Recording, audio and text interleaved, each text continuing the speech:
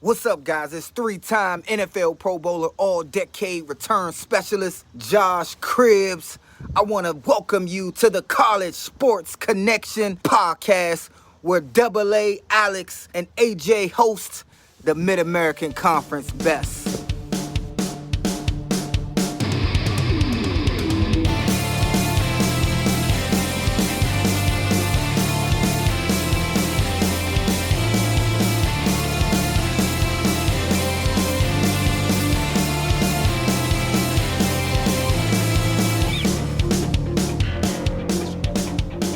All right, everybody, welcome back to the CSC podcast. We are here at the Fox Theater in the Motor City, Detroit, Michigan. I'm here with head coach, the Central Michigan Chippewas, Jim McElwain. Coach, we didn't have you last year. No. Got to see you 2 years ago. Welcome back. Well, it's just great to be here. But what about this venue?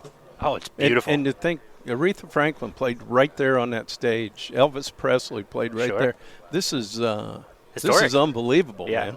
No, it's a beautiful venue. I mean, I love all the gold inlay. I love the detail and the design. It's incredible. It's beautiful. Not as pretty as Flathead Lake in the great state of Montana. I knew it was going to come up. But the AJ, my co-host, you remember him? Yes. Sends his hello. Awesome. He is now living in Colorado. Oh, good for him. He and his wife are out there, so they. So he told me if you see Coach McElwain, tell him I said hello. Awesome. But no, welcome back. It's another football season is upon us. I can't believe it's right around the corner. No, it is, and what's great is we're ready to get going, and like everybody is, I think. Our commissioner, our conference, they do a fantastic job with this media day, and you know what? It's a lot of fun. Yeah, it's a lot of fun, and you guys have a fun schedule coming up. I mean, I've got that pulled up right here. I don't know how fun it is. Hey, for the fans, I think it's fun. No, I know. Central Michigan's got a nice little history against that opening team, Michigan State. Yeah.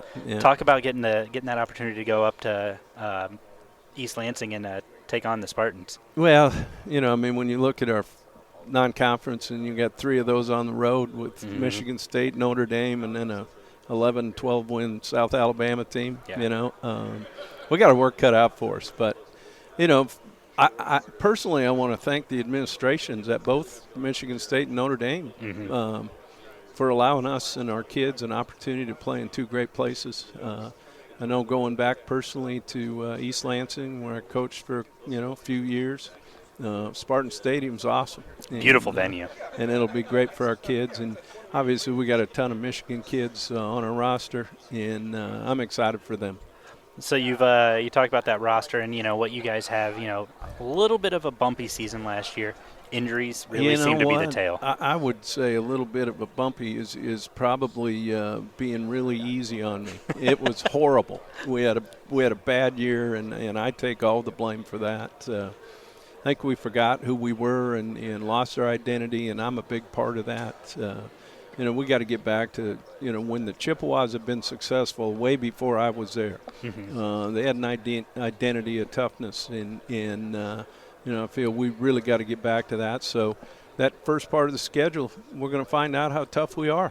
Well, and I think it was so tough after such an incredible year the year before, winning the Sun Bowl on a, and that's a conversation I want to have with you, because talk about switching a bowl game last minute like that. Opponent, venue.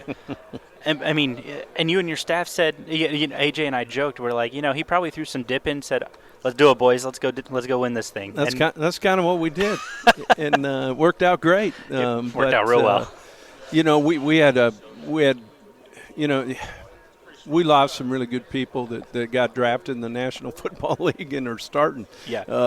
And some of our young guys that stepped in, I'm excited about their opportunity that they had, and they took their lumps. And, hopefully they've grown up a year and we'll be ready to get going. You guys had some shuffle-ups on the staff this year. Yeah. What are you kind of looking for? When obviously an improved record, everybody's looking for that. But what are you looking for with the changes in your staff? I think the big thing for us is just helping our guys get a little bit better every day. That's ultimately what it's all about. You walk in our building, you're not going to see a bunch of slogans and posters and all that kind of crap. That isn't who we are.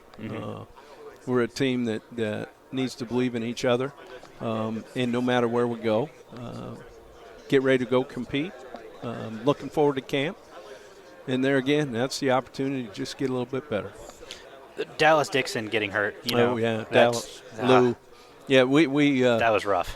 But you know what? Everybody goes through injuries. I think it's my responsibility to get those guys back. That give them the opportunity to play. That stepped in for those guys, and they need to get a little bit better too. Yeah. As I do as a coach.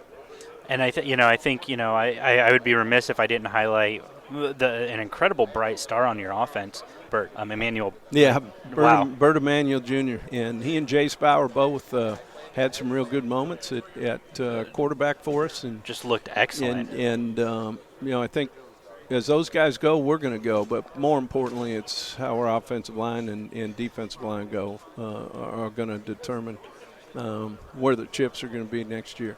Anybody kind of standing out to you in summer practice and everything that's kind of looking to fill this, like, the receiver one role? Who's standing out? We've got some guys coming back. I think we can take the top off it a little bit. Okay. And I'm excited to see the consistency being developed in that room, and losing Ja'Cory Sullivan, Khalil Pimpleton, and then Big losses. Lost with Dallas. We had some guys that hadn't quite played very much, and I think them coming back and now having that opportunity to be go-to guys, I think that's going to be good for us. Now, on defense, the edge rush position, you guys have excelled at that for years. Yeah, and I think we got some other guys that I think will be okay. The one thing we need to do on defense, though, we need to get some takeaways. That's something that I know everybody preaches and works on. That's something we got to get a little bit better at. That's just as a whole, it looks like you're going to have a fairly young team this year, right? Yeah. You got a lot of young guys, especially with all those graduates, all those, whatever. Who's kind of stepping into the leadership roles as veterans for you? Well, the couple guys that we have here, Deontay Powell-Woods, Trey Jones, we got great leadership in our locker room, not only with those two guys, but, look, I'm excited about the season. Sure. And a lot of it has to do with, really felt like I let a lot of people down last year. We live in a great town. We've got great fans, great friends. I really feel a year ago I let them down with the season we had, and I'm looking forward to getting our guys back and playing this year. No, I love it, and it's CMU has had there's a great history there. A lot of great players have come through that. We do every day we do our Maction moments on Twitter, and we highlighted Dan Lefevre. Oh, sure. And just those great teams, and it's so fun to kind of go back and look at what's been there, but also to show like it's still there. Yeah. Just got to find a new way to unlock it. So I love the very honest approach that you're taking. A lot of coaches that this happened. No. I love that's refreshing. So thank you. No, it was my fault. And like I said, I have not gone through many of those in my career, Sure. whether it be as a player or a coach. I think you learn a lot about yourself through failure. Sure. And I'm. The toughest part is knowing that you let people down, and I let our kids down, and not going to let that happen again. No, Coach, I love it.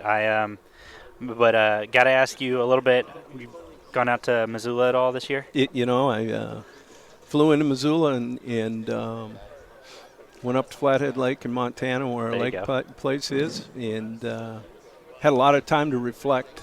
And Sure. in one of the most beautiful places in the world, and let me rephrase that. As a Montanan and a native Montanan, it's horrible up there. Oh yeah, it's terrible. I would hope nobody would ever take Don't their ever time go to there. go there. Okay. Yeah, it's brutal. Okay. But we've had an influx, But no, It's a wonderful place, and let me tell you, Missoula, Montana is a great place to grow up, and I owe everything I have to the state of Montana and the people there. No, Coach, thank you so much for your time. I really appreciate it. Any last words, tidbits for the fans listening at home? Fire up chips. Hey, 3 simple words. I love it. That's Thanks right. so much, Coach. Thanks, buddy.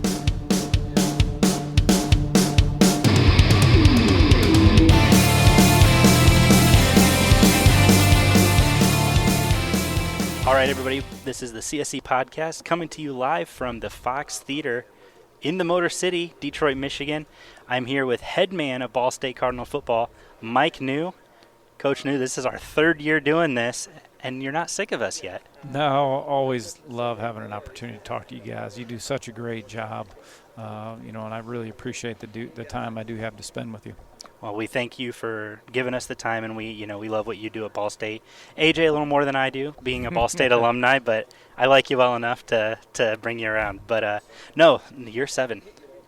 Hard to believe that, isn't it? It's hard to believe. It's actually year 8. Year 8, going sorry. into year 8. Yeah, sorry, year hard 8. to believe that every day, knowing that I also went to school at Ball State back in the day as a student athlete, and to be going into year 8 as a head football coach is certainly an honor, and certainly don't take one day for granted. You had some interesting roster switch-ups here. Looks like a quarterback battle on your hands. Who's kind of pulling ahead right now? Yeah, which coming out of last year, of course, John Paddock, that started, entered the portal and is no longer with us. Kyle Kelly played for us in the last game of the year against Miami. Did a lot of really good things. Very dynamic player with the ball in his hands. So what a lot of people don't know is Lane Hatcher came into our program in January. Lane started for 4 years in the Sun Belt Conference, which is a conference I feel is very compatible to the Mid-American Conference. It's a battle every single week from top to bottom. He's thrown for 10,000 yards in college. Ton of experience. It's a lot of yards. He's seen a lot.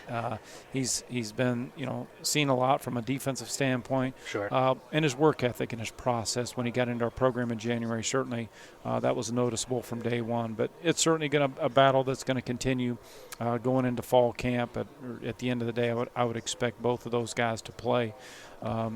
Lane's done it for longer, more experience, but Sure. Kyle is certainly one of those guys that no matter how it shakes out, you still got to have a package to make sure we get the ball into his hands, and he's too dynamic that way. Sure.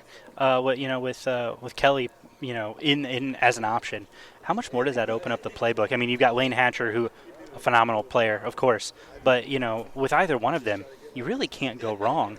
How much more does that open up the playbook for you with a potential multiple QB look? Well, you can't go wrong, and it's exactly what you just said. Part of the challenge is, okay, how can we get them on the field together? If it ends up being that case, because certainly you could say, man, both of those guys are one of the best 11 players on the offensive side, so you always want to get your best 11 on the field. Sure.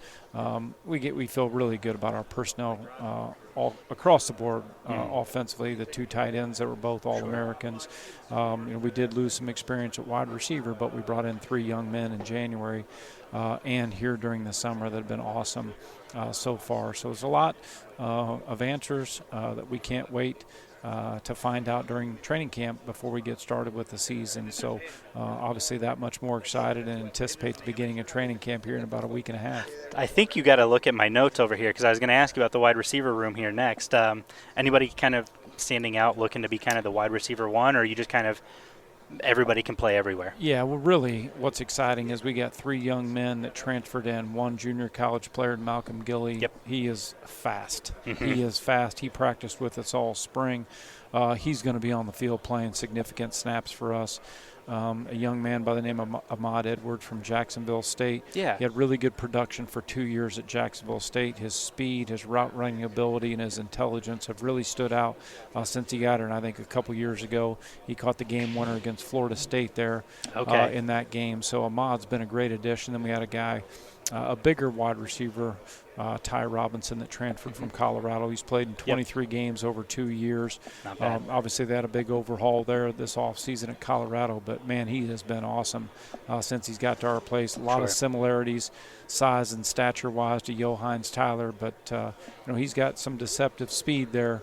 So it's going to be exciting to see how that all comes together here during training camp. Man, you mentioned that name, Johannes Tyler. That was a ball hawk. That was a guy who you could throw him anywhere, and sure, I'll go catch it, Coach. I got you. A lot of big catches over his career here, and a lot of contested catches, a lot of strong-handed catches. And here's a guy knowing that, man, when we were in a critical situation, 3rd down in the red zone, he knew his number was going to get Yep. called, and most times he came down with the ball. So we'll miss him, but certainly next man he had up. a great career, and that's exactly right. So you talked about a couple of your transfers. I think I would be remiss if I didn't bring up the big transfer from in-conference. Mr. Cooper from over at Kent State. That's a big one, replacing the loss of Carson Steele in a different way. He's, for me, and I talked about this with some other people earlier.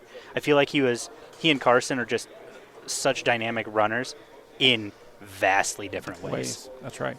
And that Marquez Cooper was such a big get for us. I credit our staff.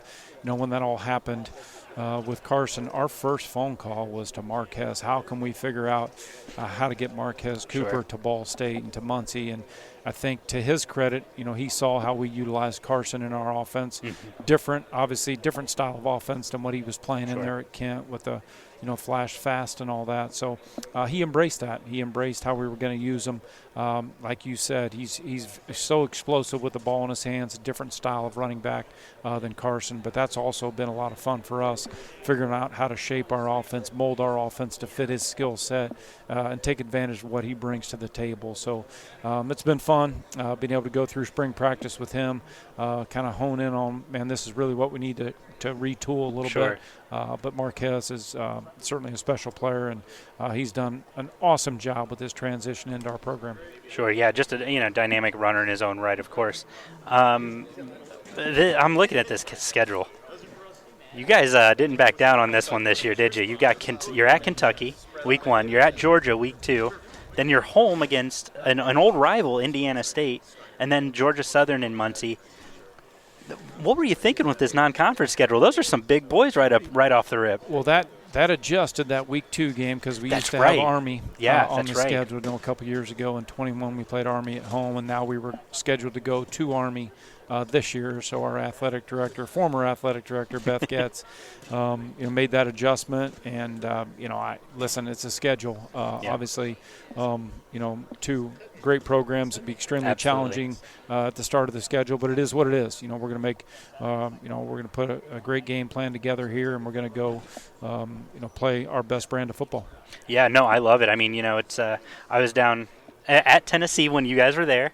I'll show you the picture to prove it. But I was there, cheering you on, and that was a great time. But I don't say what are you thinking as questioning it. I love this schedule. I think it's so important for the MAC to get the schools' names out there with national brands, right? You've got 2 great competitors with Kentucky, and then obviously the now defending national champions. You've got Marquez Cooper, who played in that game last year. He going to give you any insider tips on, hey, this is what Georgia runs? Well, again, obviously when you talk about a young man he's been in the atmosphere, so he understands how loud the venue is. What are the challenges? From a snap count standpoint, is that a challenge? So certainly I've had some conversation with Marquez that way. But, hey, listen, these guys haven't lost a game in 2 years, and obviously one of the toughest conferences. Well, they're due now, right? That there Ball is. State's. So, it's going to be a great challenge for us. And certainly you watch all the film that you can possibly watch, and certainly we watch that Kent film to see what can we draw from that, what can we take from that to maybe give us a little bit of a edge, if you will, from a game plan standpoint. Sure. Well, Coach, I don't really have much else. Do you have anything else you want to give to the fans at home, anybody listening? Anything on the season that you're just any little bits of knowledge, whatever you want. No, just to fire it up to get the season started. I love this conference. Obviously, it's great being back in Detroit after being in Cleveland a year ago. And you drive by Ford Field and you think about some great memories. So just ready to get going. Love this conference. And, I expect us to be in the thick of things as we head into November. Awesome. Well, thanks, Coach, so much for your time. We really appreciate it. Okay, thank you.